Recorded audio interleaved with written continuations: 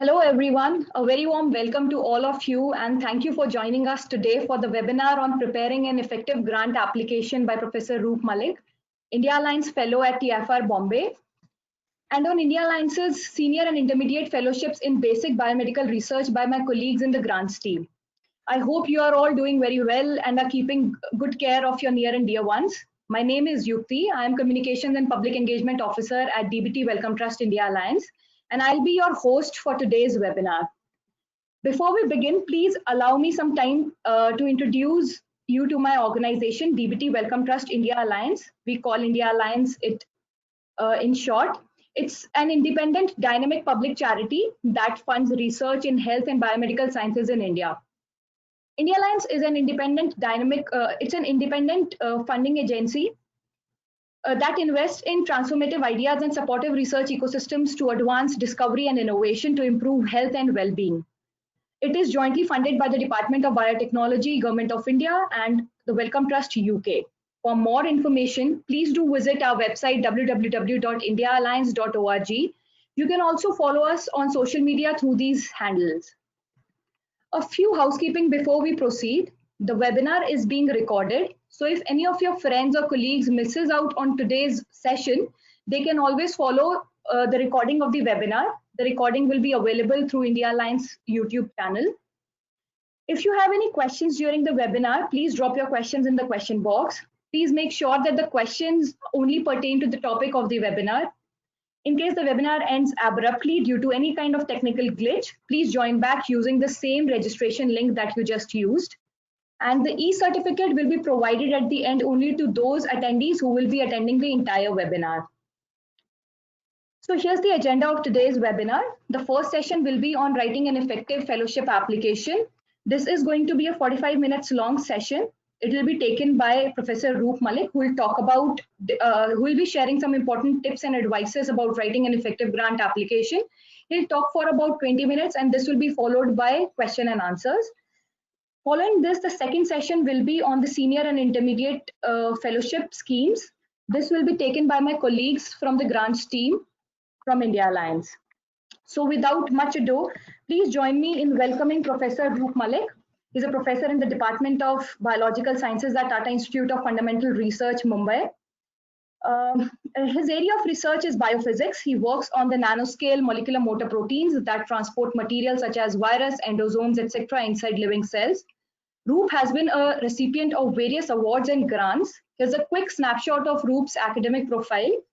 He did his PhD from TFR Mumbai in condensed matter physics, following which he moved to University of California, Irvine. And he has been a recipient of various prestigious awards and fellowships. He has been associated with India Alliance since 2013. He has received India Alliance Senior Fellowship and subsequently received a renewal of Senior Fellowship.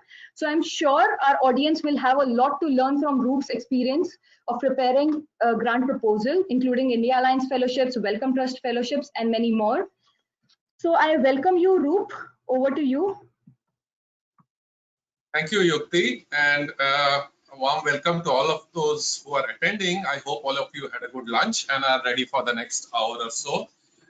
This is Roop here, and today what I will do in the next 15 to 20 minutes, I will try to share with you what I think is a good way of writing a grant. Now, I presume that all of you are applicants for the intermediate and senior fellowships of the Wellcome Trust, DBT Wellcome Trust India Alliance, and therefore, what I say is largely aimed towards that. But perhaps, the things that we discussed today will be relevant to all other kinds of fellowships as well. Now, let me be very clear. What I will talk about to you in the next 20 minutes or so is take it as very general advice, and it is my personal opinion. Now, there is no key to getting a grant, and somebody tells you this is the way you write it, and you write it, and aha, by magic you get a grant. That's obviously not true. All of you understand that.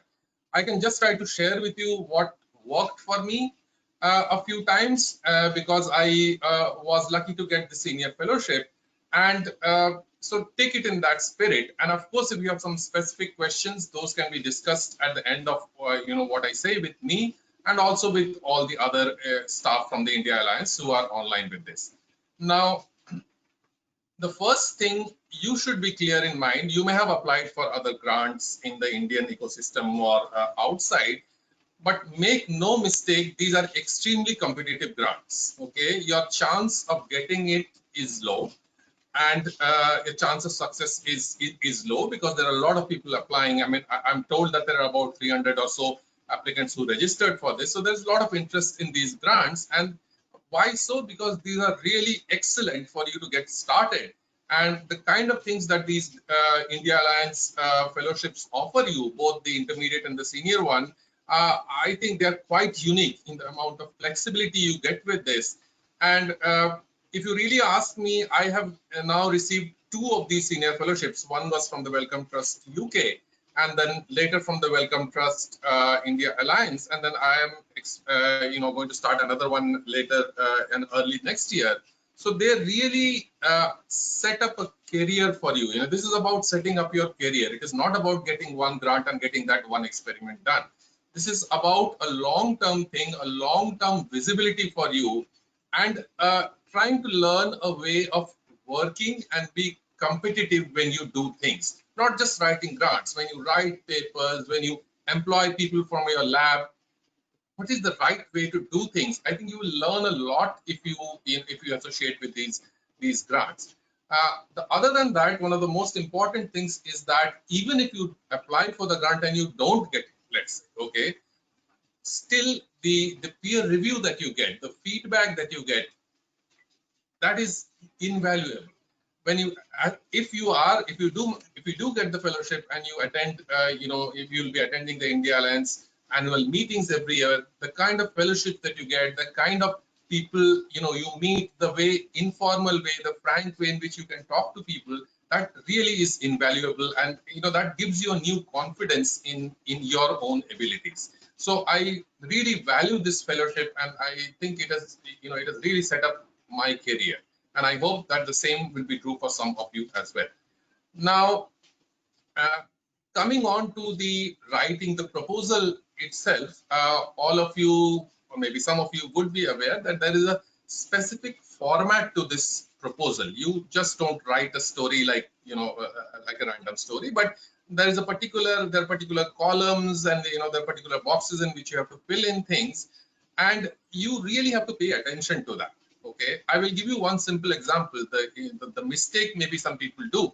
If you go and look up the fellowship application form, you will find that you have to, sometimes you will feel that I'm being made to repeat the same thing again and again. Okay, for example, you need to write a summary of whatever science you're going to do for qualified assessors. Okay, basically the people who will look at your grant and decide whether you're going to get it or not. And you then also need to write the summary for lay readers, somebody who's really outside the field. Now, please don't just copy paste things from one to the other. Okay, you should be paying a lot of attention to how you write your scientific proposal in a condensed way for lay readers, because that is something when your reviewers look at the purpose of this grant is not just for you to get a grant. You should be a scientific ambassador. Okay, and what this wants to do is to set up your career. It is not just about a grant. So the Wellcome Trust DBT India Alliance would really like you to be able to communicate with the lay readers, with the general public, and what you write in that section where where you have to summarize your research for lay readers, it really matters and it is evaluated. If you can't say things simply, then there is a problem. Okay, you need to understand this. So be careful about this. Give it enough time. Write this. Maybe show somebody else who is not a specialist in the field, and make sure that you do this well. Now, coming to the main body of the proposal, which some of you would be familiar with. The first thing which I would like to say is that don't just go on writing. Okay, you want to, whatever you have thought of, whatever you have done in your postdoc, in your PhD, don't just put it out all there. Really, people don't have the patience to read it. Okay, you need to be able to attract the attention of whoever is looking at your proposal quickly. So I think most important advice I can give you is that you have to be brief. Okay, when you write a paragraph after you finish your first draft of your proposal, come back a day later or 2 days later and see, can you cut things down? Is everything that you have written, is it really necessary to put in there? Is there repetition? What is important? Is it really important to put everything? Now, that being said, you should be able to summarize your research in brief. And this is something which I really feel, I don't know if this advice is given by others or not. When somebody reads your proposal, let's say a reviewer, or so they should feel that somebody who is a happy person is writing this. And I will repeat it: somebody who is excited about their science, who who really wants to do this. In that sense, are you a happy scientist, quote unquote? That feeling should come. I don't know how to define that exactly, but when we read proposals, maybe when you also read papers, you should feel that the person who's written this is excited about what they want to do. Now, when I say that, I don't mean that you use adjectives like remarkable, all kinds of flowery adjectives on every sentence. Please don't do that. Okay, so write something honestly, write stick to the facts and try to convey why you're excited about what you are doing without using hyperboles. Now, then when you start writing your proposal, perhaps it is a good idea to start with something, a section which you could roughly label like significance and novelty, or background and novelty. Now, why do you need this? Okay, because when your reviewers, when the India Alliance reads your proposal, why should they give you money? Obviously, okay. Now, so you need to convince them that you can do something new. What is different about what you have thought of doing? Is this a completely new problem? Okay. Or are you using a new way of looking at an old problem? Can you do some kind of, use some kind of new technique to look at an old problem? And there are certain controversies about a field which now you will be able to address with the way you are looking at it. Preliminary data is important. Keep this in mind. Now, you may ask, how am I going to generate this data? It is important to start preparing early. So some of the experiments that you need to, do to put in your proposal, it's not a bad idea to have started some of them during the last year of your postdoc, wherever you were. Perhaps when you joined the lab in India, we all know that when you join, nothing happens for roughly 6 months or so, because you need to set up your lab. It is always a good idea to start early and have already, so you have covered some ground. Now, the other things that any referee for a quality proposal would look at is, are you going out of your comfort zone? Or is this just a continuation of your postdoc work? I cannot overemphasize on this, okay? If the reviewers feel, because they will have your CV with them, if they feel that you are just going to, do what you did as your postdoc, take, 5 or 6 proteins, knock them down and go fishing and find some other interaction, then you need to evaluate it yourself. Will they really be interested in funding this? What is, are you thinking of some new way of doing things? Are you going to be collaborating with somebody else? Maybe, maybe not. Are you going to think of some new, mathematical model, let's say? Are you going to do some amount of theory? No, I'm just taking names. It need not exactly be this, but how far away from your comfort zone are you when you make this proposal? This is important. This is important for you to, for me to emphasize this. So then the question comes that, fine, you propose to do something and, it looks great. but who believes that you will be able to do it? So that is where, again, I repeat that some preliminary data is important. Perhaps getting some collaborators on board, if this is not your area of expertise, is also important. The letters from the collaborators should look like they're really interested in what you do. You have discussed, you need to discuss with your collaborators what you people are going to do together, and your collaborator should be able to write in brief, succinctly, what their role in your proposal is going to be. If you have collaborators, it's not necessary to have them, but if you do. Now, other things that come to my mind are you're going to be able to, you're going to mention people who will write letters for you probably. And you should give a lot of thought to that. Don't just look for big names when you think of a referee for you. Look at people who really have interacted with you, who appreciate your science, and who are honest about what they think about you. They, I think, are the best referees. Now, to kind of draw towards the end, what has worked for me in all the proposals I made, I always had a final summary figure, and which kind of included a flow chart and a timeline. So that, I think, the India Alliance requires you to make a timeline, but if you are able to summarize what you are going to do in something like a flow chart. Now, I don't want to define exactly how that's going to be. It's up to you depending on what you do. But if you are able to make a summary figure which tells the reader in a nutshell what you are going to do, why it is important, and what is the sequence of things in which you are going to achieve this, I think that is always helpful.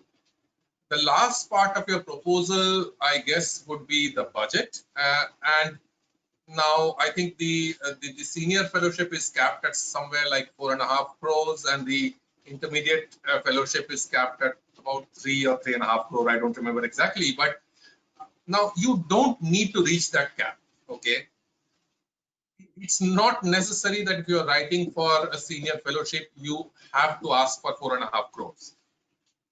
Because if you ask for what you really need, and you'll be able to justify. Because if you ask for things just because, what the hell, let's get the money, then you will not be able to justify it.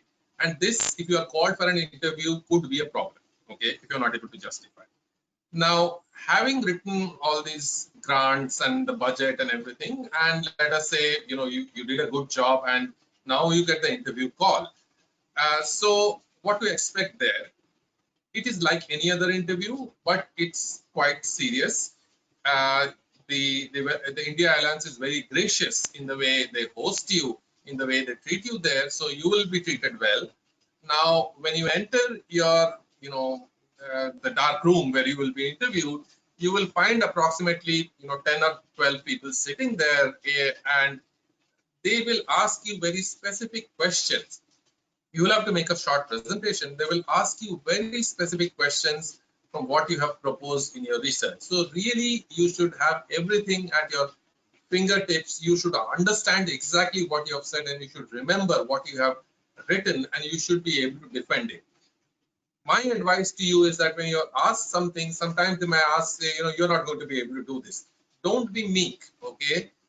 You should really be able to defend what you have done in a polite way, but don't, back down from what you believe is correct. Hold your ground and support it with real scientific evidence, with real thought. I think I will stop there. If there are some specific questions, I think it is better to discuss and chat with all of you. Thank you. Thank you so much, Roop. That was really insightful and a helpful presentation. I'm sure all our attendees must have benefited from this and are all pumped up before the final submission. So we'll take some audience questions now. Can I request Dr. Bela Desai, Grant Manager, DBT Wellcome Trust India Alliance, to moderate this question and answers round for us? Yes, Welcome, Bela. thank you, Yukti. Thank you, Yukti. Thank you for the introduction. Roop, thank you for the talk. It was a fantastic talk, and it covered all the important points that we expect from a competitive application in the senior and intermediate competition. We will now take a few questions from the audience. I think this particular question from Pragya Komal is important. And this is something that struck me also, Roop, when you were talking. You mentioned that whatever should be proposed should not be a continuation of the postdoc. You should try to go out of your comfort zone. And Yeah. this is something that a question that comes to me. It's like, how far should an applicant go out of the comfort zone? How? As you can defend, Yeah. the sky is the limit. If you can defend what you are proposing to do, you should do it. The whole purpose of the senior fellowship and the intermediate fellowship is for people to do ambitious things. Okay, there are many other grants which are available in India, but I think this is the place where they're looking for people who are ambitious and who are driven, and but who have the background stuff to get it done. So Correct. I think Correct. I So don't see any limit to this. yeah, great. So if suppose the applicant chooses to propose something which they do not have expertise in, so do you Okay. think there are ways in which they can strengthen the application if they're proposing, say, bioinformatics, which they have not done before? Right. Maybe by means of a collaborator or something like that, that would be useful. Rope in a collaborator who's really willing to work with you and help you, or you put in the hard work, read what you're supposed to do, and you do it yourself. That is also an option. Yes, having a collaborator is great, but sometimes it's not possible. So put in the hard work, do it yourself. Okay. Yes, thank you, Roop. Pragya has a second part to her question. And this is also, I feel this is relevant because we get a lot of applicants who are outside India and they want to apply to Yeah. the fellowship in India. So she is asking, what is her suggestion if someone like her who is totally new to the Indian scientific community, how can she build the connections? See, are you talking about writing the proposal, or are you talking about I don't understand what you mean by connections. I'm sure she means Hello? like collaborations or collaborators or mentors. Right. So your mentors and your collaborators, is it a requirement that they have to be from within India, Bela? I don't remember this. Is there such a No, they can requirement? be, no, they can be They from can. anywhere all over the world. Exactly. So, when you are doing your science, when you are working as a postdoc, it is important that you don't just come to your bench and do your thing every day. It is important that you talk to people around you, you go to meetings. I'm sure all of you do that. So that's where you need to build the connections. These connections are not going to be, you should not be starting to build these connections because now I have to write a grant. It's not going to work like that, right?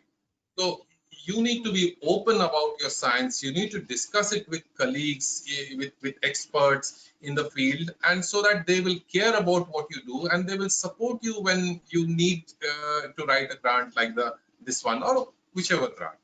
So the networking needs to start quite early, and I think I mentioned that during my talk as well. Yes, very true, very true. I hope this answers her questions. We will take another question from Ram Mohan Ram Kumar, and he is asking about the importance, first of all, whether preliminary data is compulsorily required for applying for the fellowship. Speaking from the office point of view, preliminary data is not compulsory to apply, but Roop can speak about the importance of preliminary data in an application.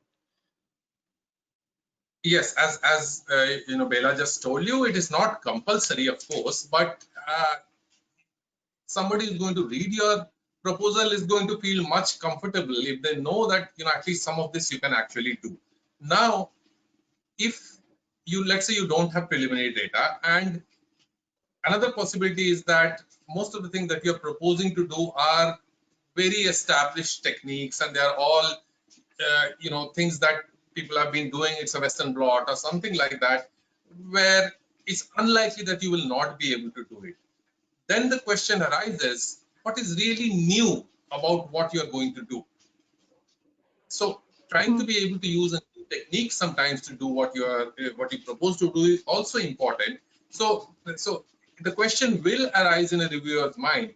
Fine, this guy has no preliminary data, but they want to do A, B, C, D, E, F things, but are they going to be just using the routine techniques?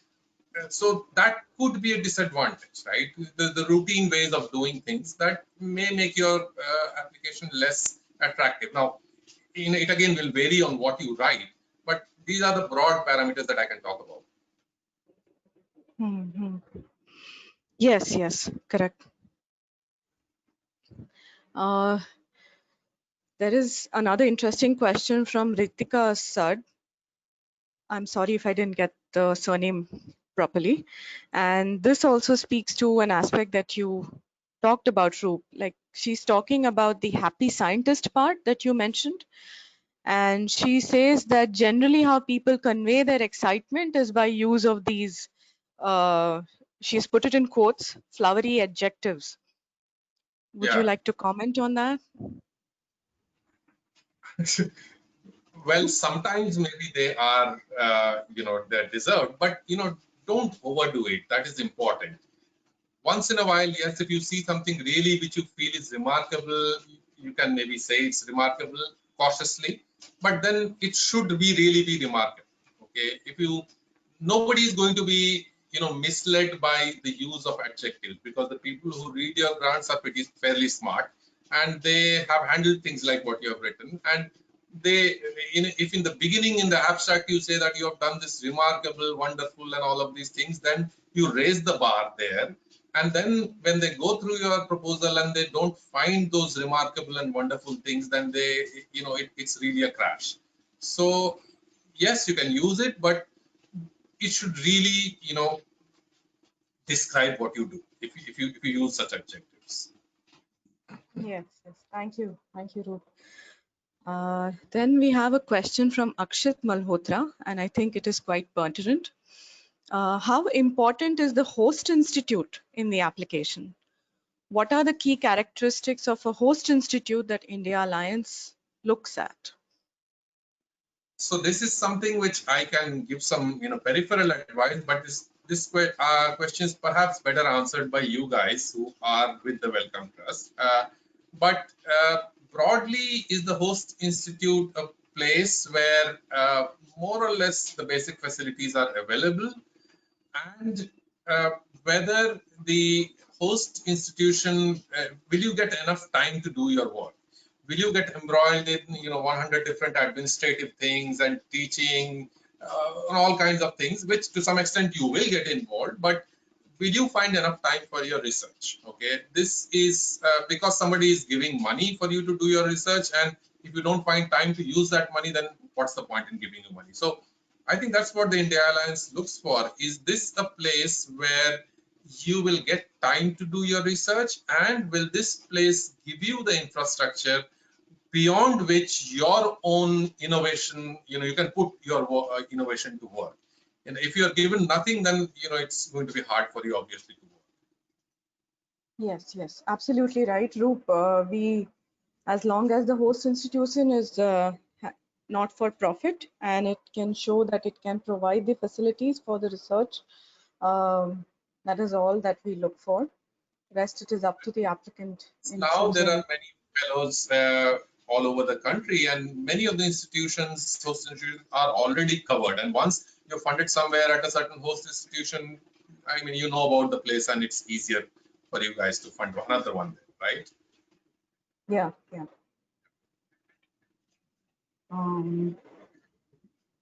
We will take another question from Rabia Hamid. And she says that if there is no significant publication record pertaining to the grant area which is being proposed, then what should she do? That is a possibility. I don't think you should be discouraged by that. It is quite possible that you're trying to change field and do something new. You should have a reasonable record in some area. Okay. If whatever you were doing for your postdoc or before that, a referee should see that you have done reasonably well there, published some good papers. But now, if you are going into something completely different and you don't have a publication record there, that then it is slightly tougher, but I don't think you should be discouraged by that. If coming from outside, can you bring in a new idea? You are working in some other field and you are coming into some field where you don't have a publication record. Did you bring in some idea, let's say, or some different way of doing things from whatever you were doing earlier and put it into this problem? I think that can be a clinching factor if you don't have the papers to show. Correct, correct. Mm.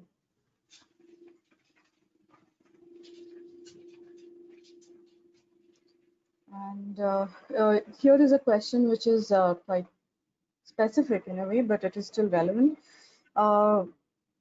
Considering the resource limitations at academic setups in India, would you say this fellowship is really useful for college faculty?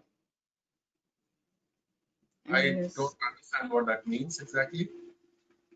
If this fellowship would be relevant in a college setup, I think that is the question. I think the fellowship is for doing scientific research, and if even being in a college, you can convince somebody that you can do some original scientific research, then I don't think that the India Alliance has a problem with that. Maybe you can add to that. Yeah, from the side of India Alliance, we do not distinguish if you are at a college versus if you're not. As long as you can commit 70 to 80% of your research time to the India Alliance project, we are fine with that. We do encourage applications from universities and even academic institutions. So I hope that answers your question. Okay.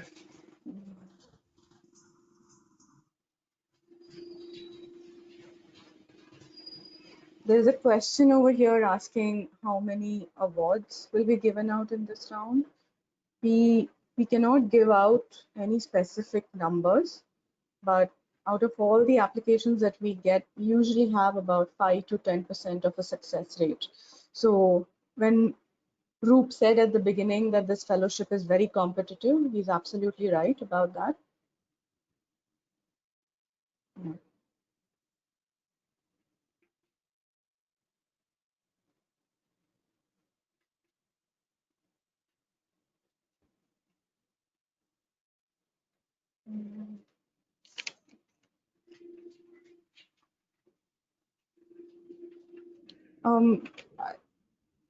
I was wondering, Roop, if you could talk a little bit about the role of statistics in the strengthening of an application. That would be, like, for example, people who are working with animals or with human participants, the importance of statistics and particular numbers in justifying the use of no, particularly animals. you're right. So that's thanks for bringing that up. Particularly if you're going to be using animals, I think you are required to do some kind of a power analysis of what you're. Of course, I can't go into the details of the statistics that you have to do. That you have to figure out for. But it is important. The India Alliance, like any other granting agency, and rightly so, is very attentive to the use of animals and human samples. And I mean, I can't speak about the human sample because I don't human sample, but I do know about the animal usage. You really have to justify what you are going to do. And you need to be able to, using power calculations, whatever else that is your business, to figure it out. You need to be convinced, be able to convince the reviewers that you really need 100 animals or 500 animals or 5,000 animals, whatever is necessary. Okay, and also I think this is where the host institution comes in. Do they really have the background facilities, the animal house, the animal ethics committees, etc., which support all your research? But coming back to the use of statistics, of course, for animal usage, but not just for that. In practically anything that you do, and you need to support your data with the statistics. And this is not just relevant to a grant; it is relevant to any paper that you write as well. So doing, burning the night lamp to learn that bit of statistics to support you is, I think, going to go a long way in supporting your research in the long run. Yeah, absolutely right, Roop. Thank you for the detailed explanation.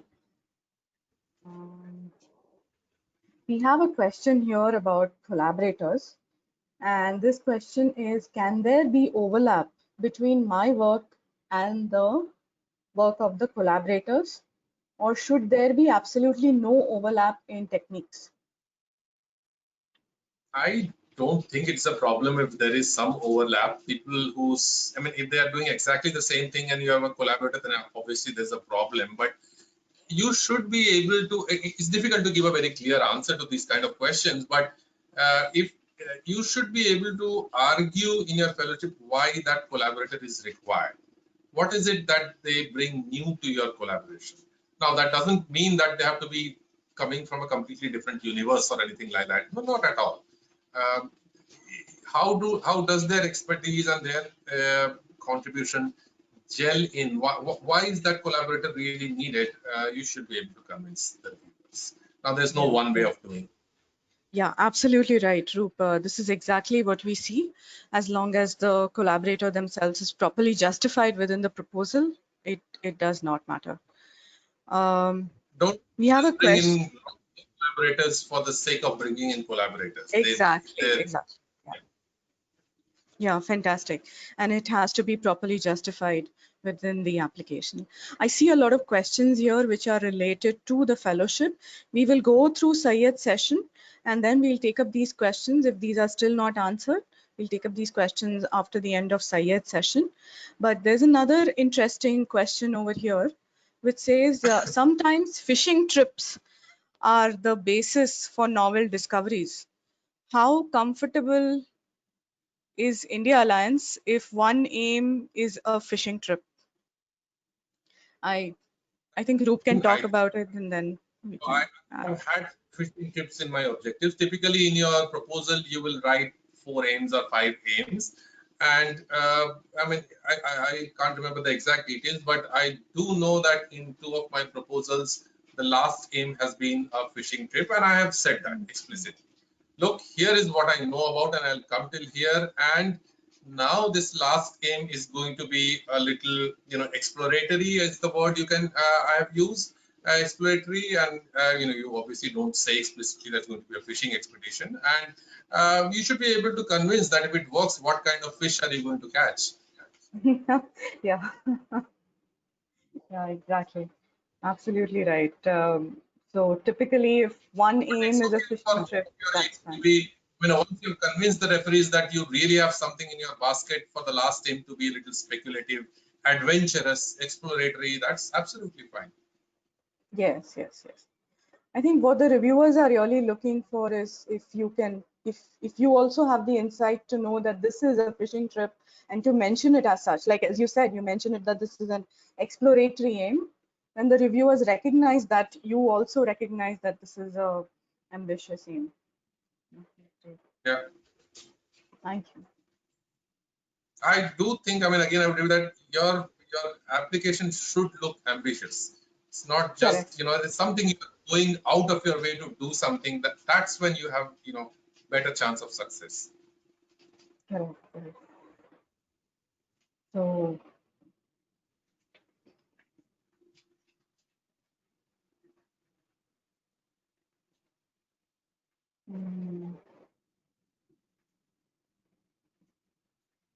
So I don't get to see the questions. Is that so, Bela?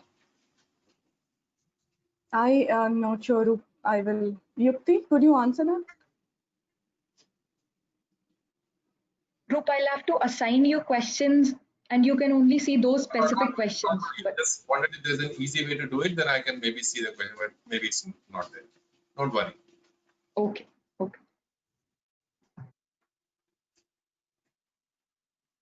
So what next? Oh yes, this is a nice question. What is the parameter to judge novelty and innovation?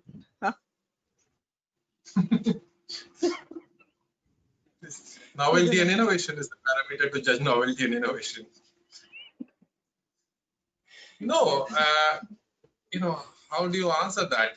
This is a question which you have to, in every paper that you submit, if you submit a paper to, one of the better journals, this is a question which you have to ask yourself. Nobody can answer this. Are you going to, is there a controversy in some field and you're going to be able to fix it? Are you going to find a phenomena which nobody has ever thought of? What is the implication of that? Is this phenomena specific to one molecule interacting with another molecule? Does it go beyond that to a cellular level? Does it go beyond that in organismal level? What are the implications 10 years from now for this? You should be able to at least see some of that in your proposal. So that's when the novelty. I don't think just novelty is enough. Sustainability is also important. Are you going to just find one specific interaction and then that's it, fine, theek hai? But are you going to is what you're going to do, is it sustainable? Yeah, absolutely. It's a very fine balance between innovation and showing that you have the expertise in that area.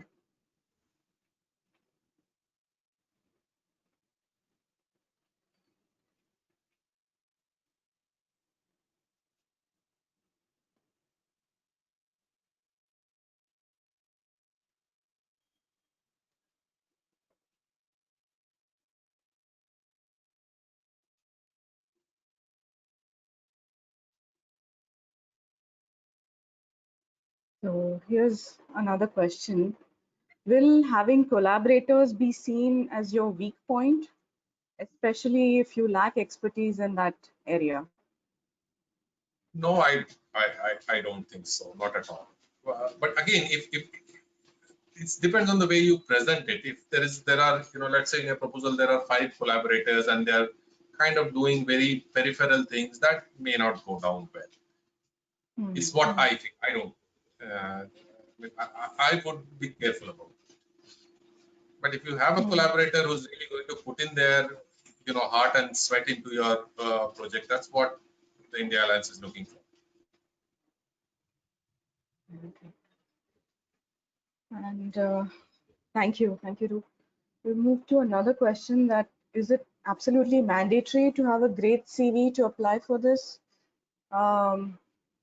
If somebody has some career breaks for some years, would that be entertained?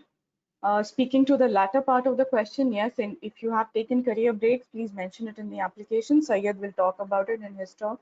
But we do consider career breaks. The first question would be something that Roop may like to answer. Is it mandatory to have a great CV? I guess by great CV, it would mean like fantastic publications. Do you think that helps? I don't think so. I really do not think you should worry about these things when you write your proposal. Write something that is good. Don't worry about these things. We all get papers to review from people who have never published in a particular area before, and they're great papers sometimes. I really don't think this should be somewhere in your calculation. Just write a good proposal and forget about the rest of it. Yes, absolutely right, Roop. I would say that publications and papers are a part of the package, but we at India Alliance, we look at the package overall. We don't look just at the papers, we look at the overall career trajectory. And with that, I think this is a good lead in to the next session, which is Syed's. He will talk about the application form and how to. So, Bela, should I stay back for this? I don't know what to do now. It's up to you, Roop, if you want to stay back. Maybe or I'll hang out for a bit and just see how it goes. And then, yes. Go ahead. Thank you so much, Roop. This was a really insightful session, and we covered a lot of different aspects of the application process in a very short time. Thank you. Thank you for asking me. Yeah.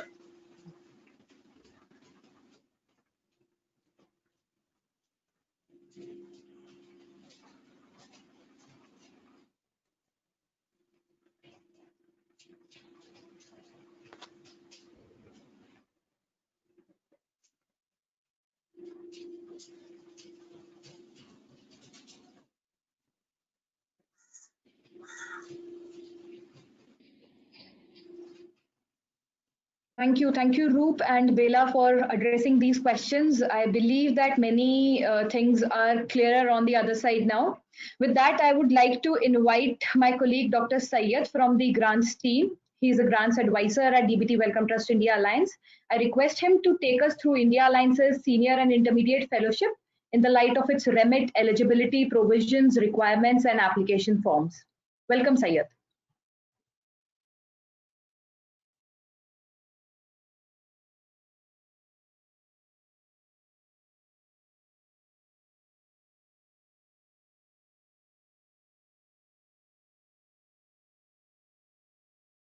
Advisor at the hello.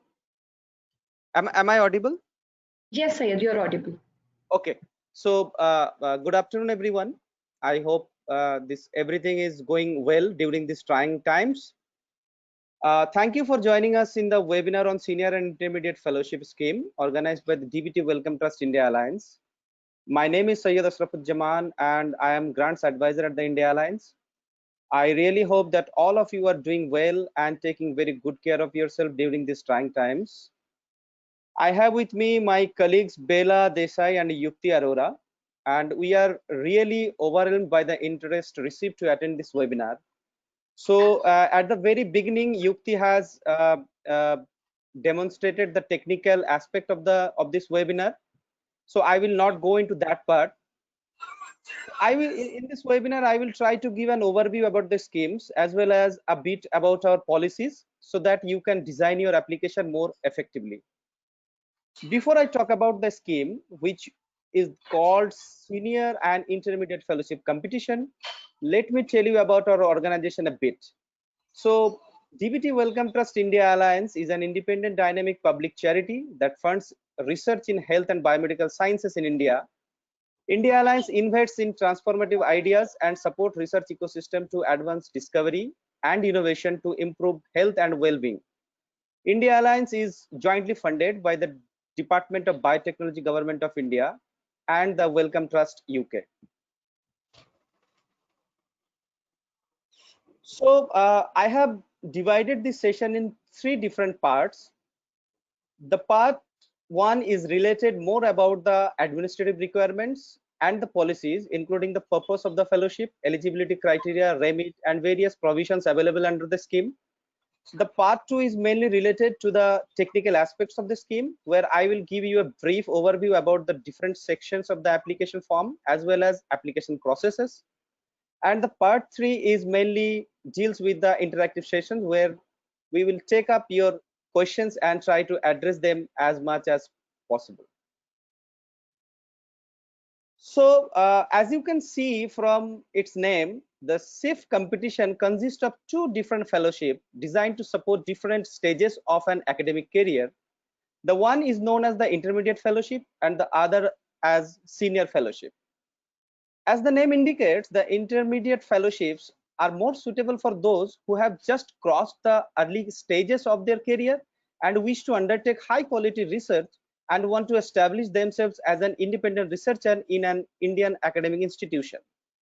Whereas the senior fellowship are considered suitable for applicants with about 7 to 15 years of post-PhD research experience who have demonstrated their potential to lead an independent research program and want to expand it further to undertake pioneering research.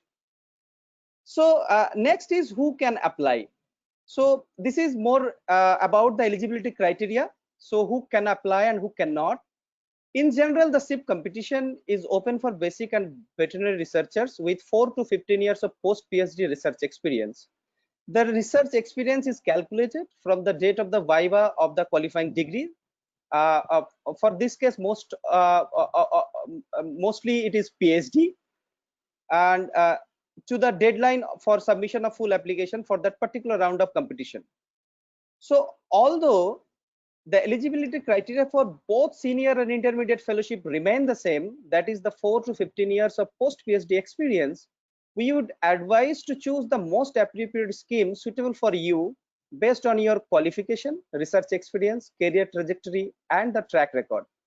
Generally, the applicants for the senior fellowship typically have a substantial record of publications and would have made significant intellectual contributions in their chosen area of research. So the next is about the remit. So to be eligible to apply, the proposed research should fall within the India Alliance's remit, which is to support biomedical research that is relevant to human and animal welfare.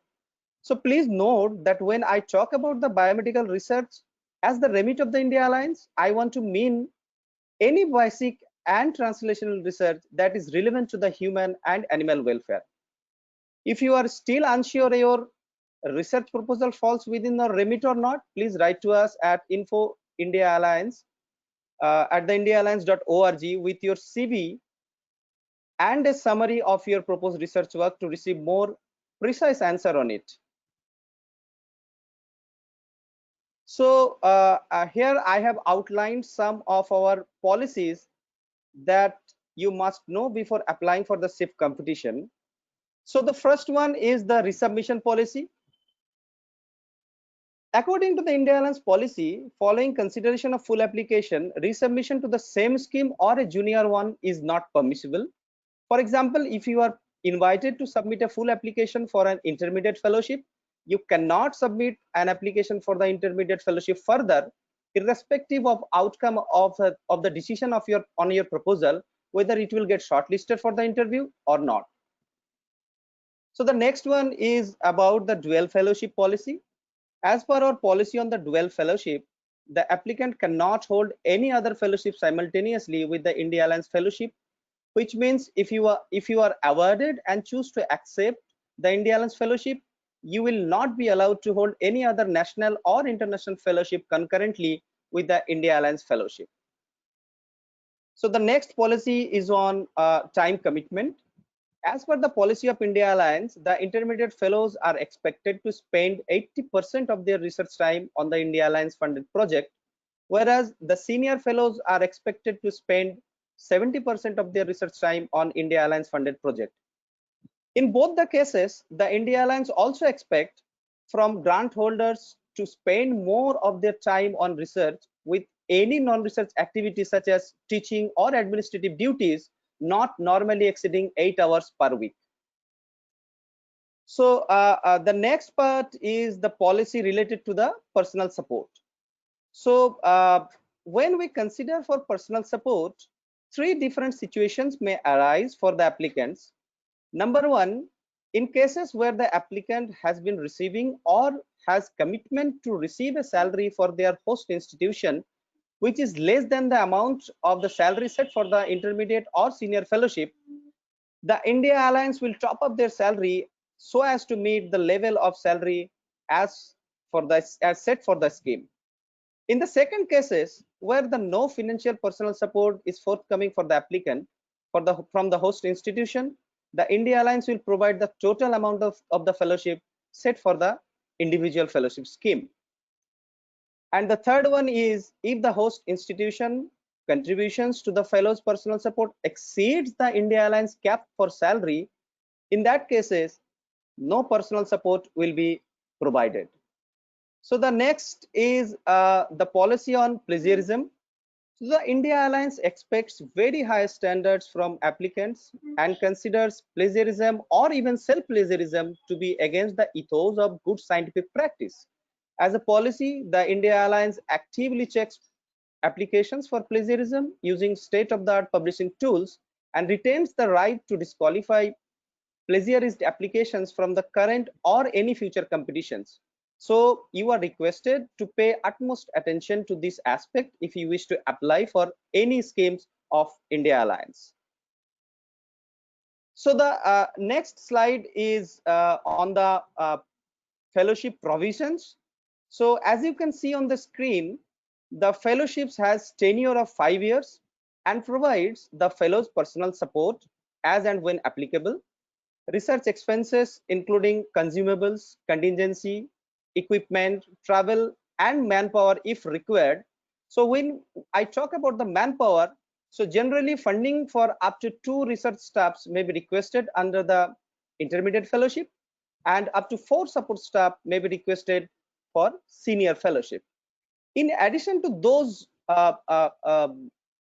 expenses, and additional allowances for scientifically justified visit up to 1 year to an external laboratory either in India or abroad is also available on the application scheme. The total amount of the award for the intermediate fellowship is set for the 3.6 crore, and for the senior fellowship is 4.5 crore.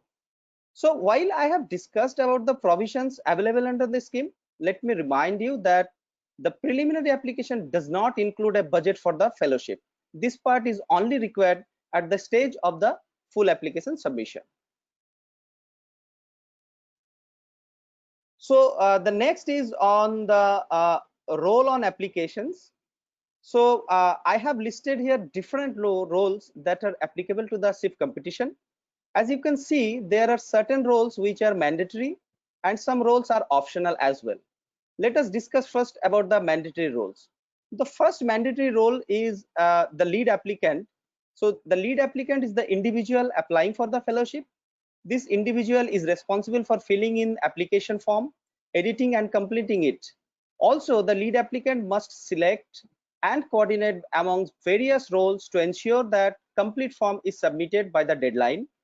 It is the responsibility of the lead applicant to ensure that each letter of support is on the institutional letterhead of the participant providing the letter. Also, it should be duly attested and duly dated. So the next is about the host institution. So to be eligible to apply for any fellowship scheme to the India Alliance, you must have an eligible sponsoring host institution in India to make an application. Host institutions generally refers to the eligible Indian host institution where the proposed work will be carried out. Please note that the eligible host institution means the institution which are not for profit, as in the earlier session Bella correctly described that the institution should be not for profit. So most of the Indian academic institution or research institution are generally not for profit institution, but I would advise you to ensure the not for profit status at your end before applying for the fellowship. So the next is the mandatory part is the recommendation letter. Letter of recommendation may be provided by any established researcher who has known the applicant for significant period of time and can provide a detailed account on the applicant's scientific credentials. This can be applicant's postdoctoral or PhD supervisor or head of the department or the any faculty member from an organization. So one letter of recommendation is mandatory at the prelim application stage. However, there is no limit on the number of recommendation letter that can be provided on the application. So next I will move to the not mandatory at the prelim stage. The first one is to identify the sponsor. Sponsor is typically an established senior researcher at the host institution, normally the head of the department or the director of the sponsoring host institution.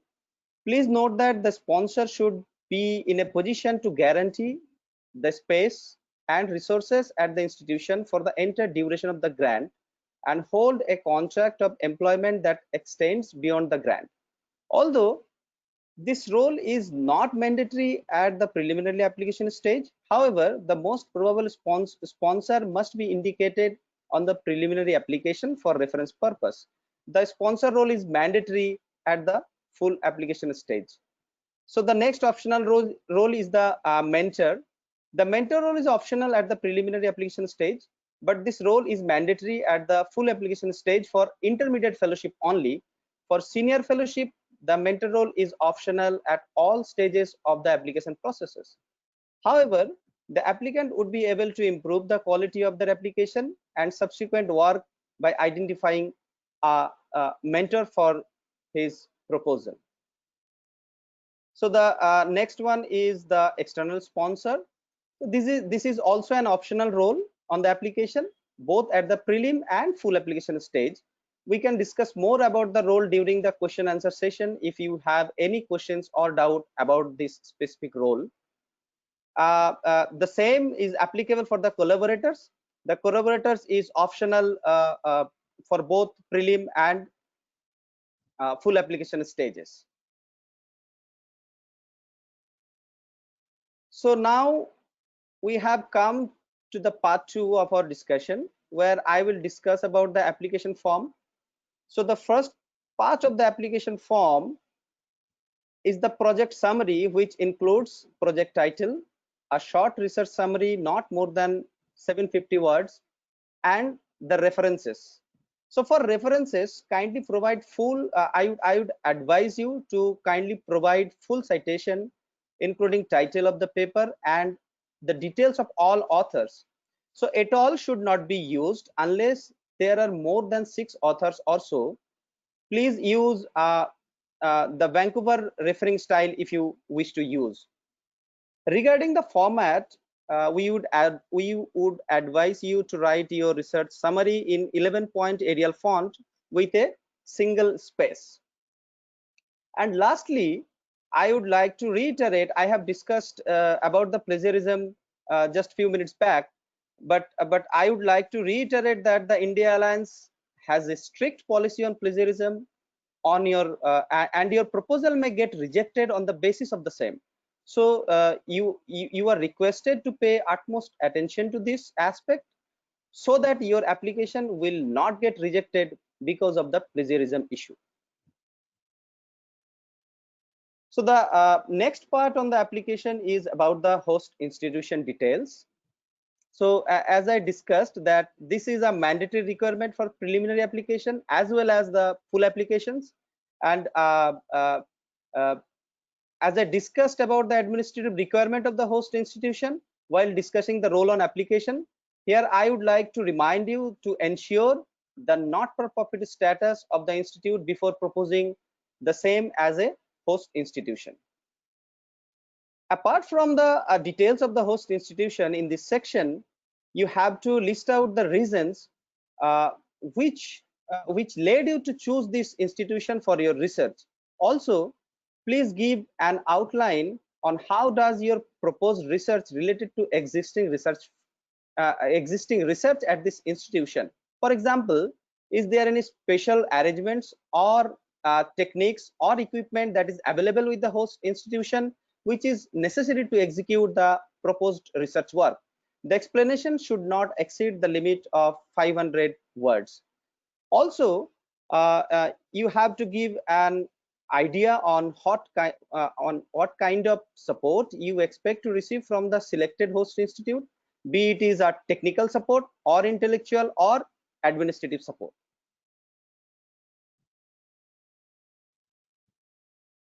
So the next is on the sponsor details. Although this role is not mandatory at the preliminary application stage, however, the most probable sponsor may be indicated on the preliminary application for reference purpose.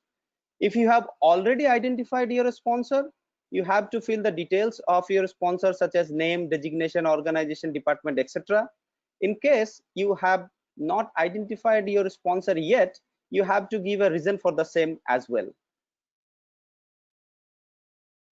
So the next is the letter of recommendation, which is mandatory. So as I discussed earlier, one letter of recommendation is mandatory at the preliminary application stage. However, there is no limit on the number of recommendation letters that can be provided. Please note here that the applicant has to provide the details of the individual who will provide recommendation letters in the application form. And once you fill the required information about the individual who will provide the recommendation letter, the system would send an email to the individual added along with the instruction on the submission of the letters. The letters would have to be submitted or uploaded by the individual added as per the instruction available in the email. All letters have to be duly dated, signed, and should be on the official letterhead.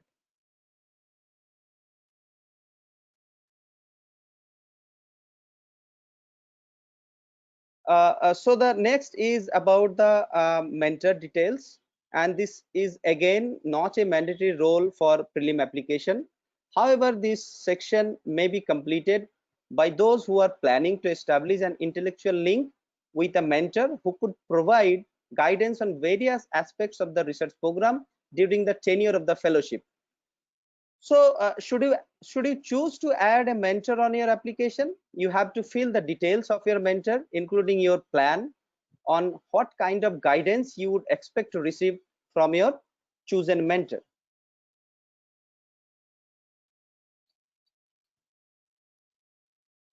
So the next part is about the application details. So your personal details will be mapped automatically from the Manage My Details section. If you need to update any information, please return to your homepage and update your CV in the Manage My Details section. In addition to that, you have to answer about your highest qualifying degree like PhDs, MDs, or MPH, or MD PhDs. So for basic biomedical research, mostly it deals with the PhD degrees only.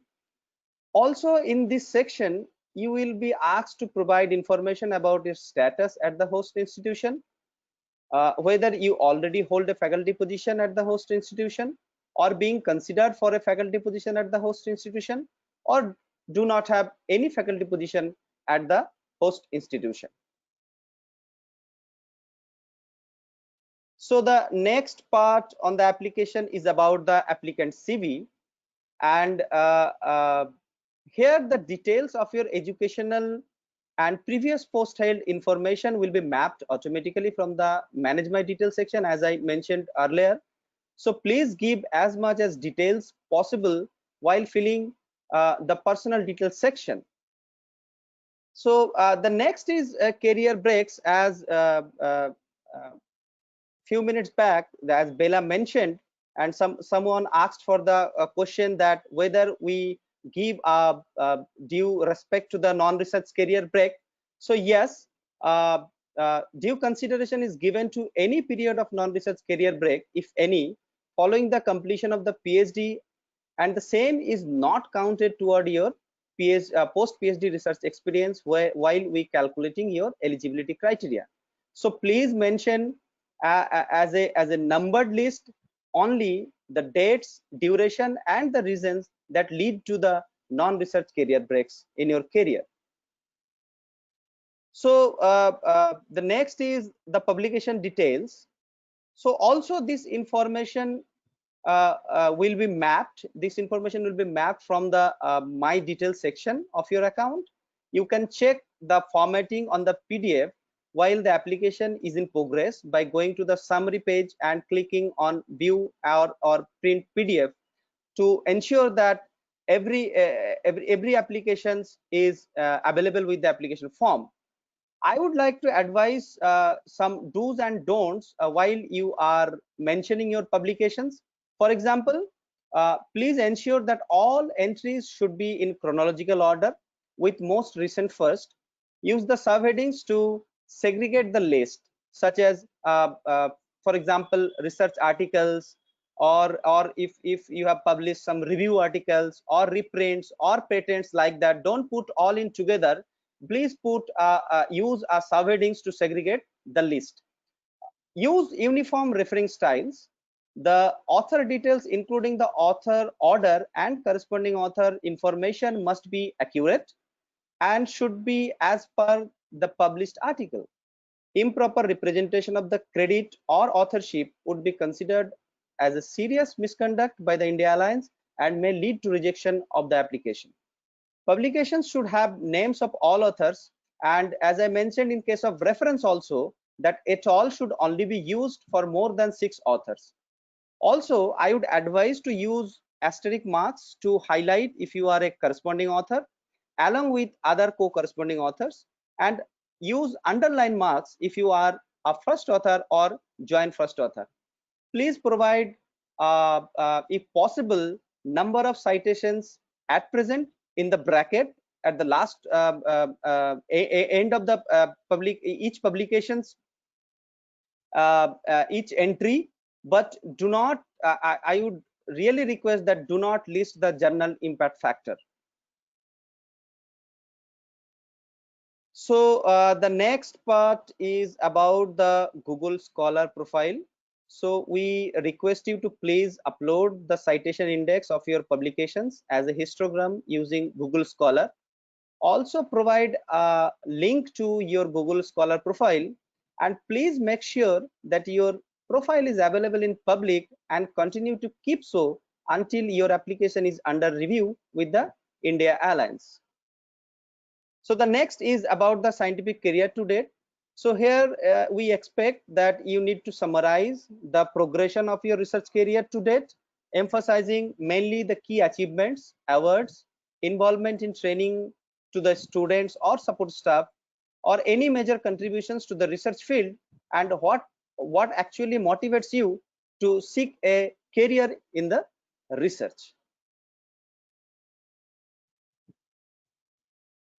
So the next part of the application form is about the other grants and application. So in this section, we will ask you a few questions like whether this application is the first application with the India Alliance. So if this is the first application, so you please choose yes.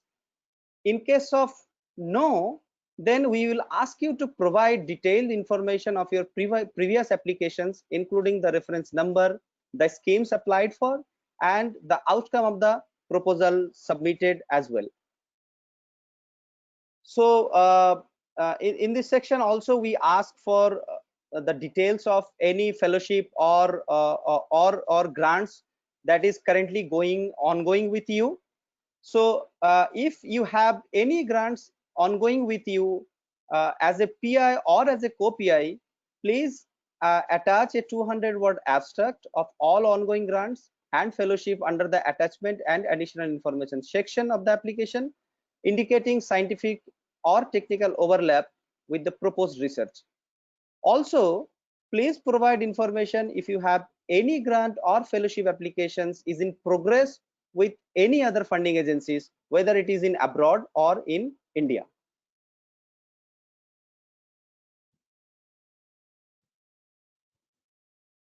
So this is the final part of the application process. So this is the final section, and where you can recheck about your details, validate all information, and submit your application to the India Alliance for its consideration. Please allow us 2 to 3 months, and we will get back to you with the decision for invitation of full application. Please note that the submission of prelim application does not guarantee that you will be invited for submission of full application. The suitability of the proposal for the scheme as well as the competitiveness of your candidature will be assessed in the cohort of the prelim applications received for the particular round of competition. So be mindful that submission of prelim application is really does not guarantee you that you will be invited for the full application submission. So in the next slide, I will show you how our fellowship cycles typically looks like. As you can see, after submission of prelim applications, your candidature will be assessed in the cohort, and based on the outcome of the decision, one may be invited to submit for full application. So when someone is invited for submission of full application, after submission of full application, it will go out for its assessment for the international peer reviewer. After that, we will have an interview shortlisting meeting with the expert committee. Then selection committee interviewed the shortlisted candidate, and finally we will convey the decision about the committee's decision to the individual candidate shortlisted for the interviews. So that is the end of my presentation, and I would like to thank you all once again for attending this webinar, and I would like to wish you a best of luck for the prelim applications. Now we will take up the questions, if any, for from the attendees, and I will request you to post your questions on the question box. Just to remind you that presently the call is open for the prelim application submission for SIF November 2020 competition.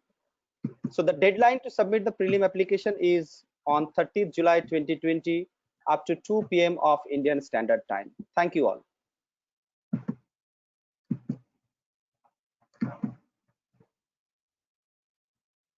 Thank you, Sayyad. That was really helpful.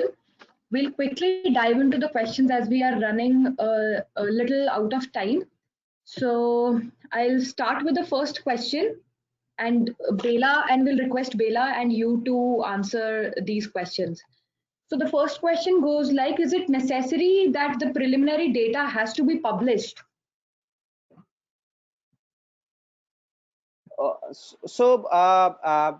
When we talk about the preliminary data, we are talking that you have some data which is in the form of the raw materials, right? So it is not necessarily to get it published in the journal. It is also fine if you are able to defend what you have you got in your experiments. And it is always good to publish prelim data. It's not prelim data if you have any information which lead to formulate this proposal particularly. That would be a good idea. That will give a good sense to the reviewer as well, that yes, this is something which he claims, and it is accepted by the scientific community in the forms of publications.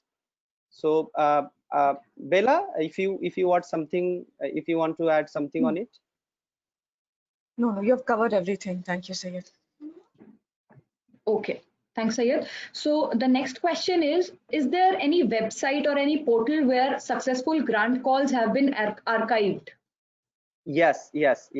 We have archived. You can visit our website www.indiaalliance.org to have an idea that what kind of research we are funding currently and who are our fellows to got funded by India Alliance. Okay. Is there any restriction to select host institution in India? No, as we discussed earlier also, that as long as the host institution fulfill the eligibility criteria, that is financially eligible to receive the funds from the India Alliance, which is mainly not for profit status, there is no restrictions on selection of the host institution in India. The only criteria is the institution should be not for profit and the institution should be in India only. Okay. What is the minimum experience required for applying for the fellowship? So yeah, I have mentioned in my presentation also that this competition is open for any basic researcher or veterinary researchers who have 4 to 5 years of post PhD experience. But at the same time, I would like to remind you that these fellowships are fiercely competitive, and you are requested to choose the best scheme suitable for you based on your career trajectory and your duration of experience, etc. Okay. Is track record of having completed a project by an external agency important? Would that display a better ability in implementation? Not really, as we have discussed that as long as your proposal have a concrete idea and have novelty and innovations, this really doesn't matter that whether you are having funded earlier by any other funding agencies. All you need to have is to have a good research idea, innovative research idea that is related to human and animal welfare. Am I Bela, if you want to add anything on this? No, you're right. Absolutely right, Sayyad.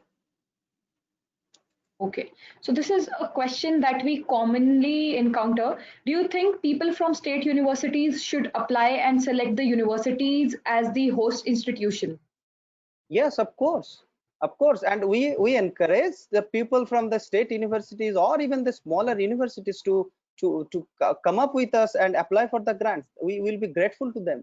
There is no restriction on on the state universities, or whether it is central university, or whether it is a research institute.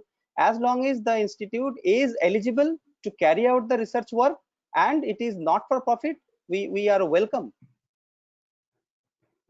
Okay, thank you. Are corresponding author papers necessary for intermediate fellowship?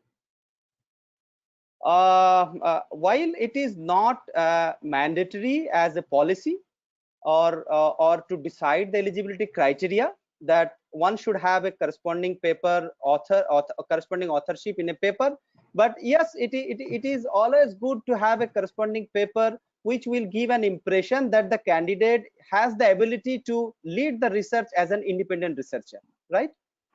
So it will add a value on your application, but it doesn't affect the criteria on which we decide an applicant to be eligible to apply for the full application or not. Okay. So this question says there are rumors that India Alliance has recently been not liking to fund theoretical biology in recent times. Is it true? And could you please comment on it? May I request I will Bella? take that, Yes. Yeah, I'll take sure. that question. So there is absolutely no such mandate or anything like that we have. India Alliance will fund any kind of biomedical research as long as it is competitive and innovative. So if there is some theoretical biology application or proposal that you would like to put forth, please do submit it to us. We encourage you to submit it to us. Okay, thanks, Bila. Thank you. Can PhD supervisor be one of the mentors for intermediate fellowship? Yes, Yes. PhD supervisor can be a mentor for the intermediate fellowship. Okay. What is more important for the application, the novelty or the clinical relevance? So this is difficult to answer as we are talking about the basic biomedical research, and we have separate schemes with India Alliance for specifically for the clinicians, which mainly deals with the clinical research, and this scheme is basically for basic biomedical research. So there is no discrepancy whether it is basic research or the clinical research. You will be given the equal importance as long as your problem is important to us, and as long as your problem will give a good scientific output for which is relevant to the animal and human health welfare. Yes. Okay. How would the proposed project allow you to create your own niche and provide a competitive edge over the others working in the same field? What exactly is the funding body trying to see here? Okay, so I would like to answer that. Yeah. I would like to answer that question. So when we ask this question, what we are asking for is how do you as an applicant see yourself fitting into the general scientific ecosystem? How does your research fit into the broader area of research? This would be something that would be written in a somewhat of a layperson language. It may not be entirely scientific, but of course a little bit of science will also be there. That is what we expect when you answer that question. Okay. So someone asks, usually proposals are made to prove something. Is a grant accepted if one wants to disprove something? Yeah, I will answer that. So again, this depends on what your specific question is and how relevant it is to the scientific field, to your particular niche. How important is it to disprove it? So, and what would be the long-term implications of disproving it? Those are the aspects you would want to think about before building a proposal that is based on disproving something. Okay, thanks, Bella. If we already have a promising in silico data, will the wet lab validation of the same be considered for funding?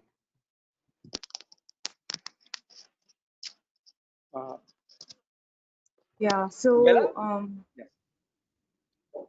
so again, the question to ask yourself is, what is the innovation in that? if you already have some kind of in silico data and you're going to have wet lab data to prove it, how important is the question? What does the larger question lead to? Is it just a small increment in increase in scientific knowledge, or will it lead to a large increment of scientific knowledge? Those are the questions you should be asking yourself, and it should be taken in the context of your specific research proposal. Okay. Is there any age bar for applying for the senior fellowship? No, I think there is no age bar as long as they fulfill the criteria of 4 to 15 years of post-PhD experience. Yes. Correct. Okay. Someone asks, there are two questions. Can I propose two proposals at the same time? And if I have more than 15 years of post-PhD experience, can I apply for a senior fellowship? So I would answer the first question first, that you are not permitted to apply for two different proposals for the same competition. For the second part, I would like to request you to kindly send us and kindly write us to info@indiaalliance.org with your CV and a summary of your proposed research work, including the non-research career break if you have any, to get a more precise answer on this. Does 80% time mean only fellowship, like spending that time only on the fellowship, or general research including other research? So no, as I mentioned in my presentation, that the India Alliance would expect from their fellows that they will expend their total research work of up to 80% for intermediate fellowship and 70% for the senior fellowship, only for the India Alliance project. Not and you are free for spend any research activities rest of the percentage of time, like for example 20% of the time for intermediate fellowship and 30% time for the senior fellowship. Okay, thanks Ayad. Can sponsor and mentor be the same person? Yes, it can be. Okay. Is it necessary that postdoc from abroad is something which is mandatory? No, it's not a mandatory. The only mandatory is the eligibility criteria, which is 4 to 15 years of post PhD experience, and the fellows has to choose one of the Indian academic institution only, which is not for profit institution. Okay. If your proposal involves working outside your host institution, can this be decided once the fellowship has been awarded? No, we expect from the applicant that he had some plan before submitting the application or before the decision on the application. He should have some plan on how he is planning to go for the external sponsor, and how this will complement to the proposed research work. I mean, how this visit will complement or will benefit the proposed research work.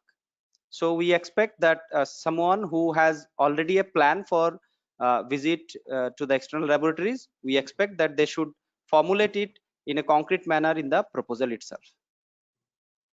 Okay. We'll take one last question because we are running out of time. Is there any limit to the number of times one can apply for the intermediate fellowship? Yes. So during the discussion of the policy, I clearly mentioned that we have a policy for resubmission policy.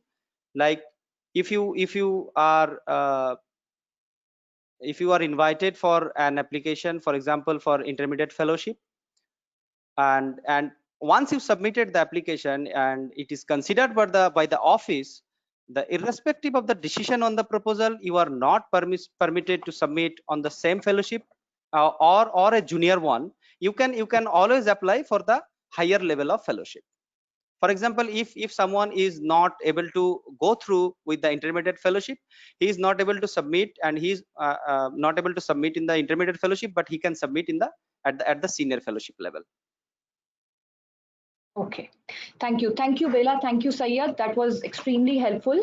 And I believe that many of the attendees have found answers to their questions, but there are still a lot of questions that are unanswered. I request you all to please put those questions in the post-survey form that you'll be redirected to after the session ends, and we'll try and get back to you with the answers. So before we end, please allow me some time to make a few quick announcements. This will particularly be helpful for final year PhD students and postdocs who plan to pursue a career in research and are looking for funding opportunities for an independent research position. We are launching the call for application of the Early Career Fellowship in Basic Biomedical Sciences. The call will open on 13 July 2020. We are conducting a webinar for the same, which will be held on 23rd July at 5:30 p.m. IST. If you want to register for the webinar, please use this link. You can also find this link on India Alliance website. I'll quickly reiterate that ECF is for postdoctoral scientists who wish to undertake high quality research and establish themselves as independent researchers in India. We have the SIF call open till 30th July 2020, and the call for CPH will open early next year, which is early 2020. Again, I'll say that you'll be redirected to the survey page as we end this session. So I request you to please provide your feedback and raise your questions which remained unanswered during the session. We'll try to answer those questions. So this brings us to an end. I would like to thank you all once again for joining us today. Special thanks to Roop, Sayyad, Bela, and the communications team at India Alliance. All of you, please take care and stay safe. Thank you. Thank you.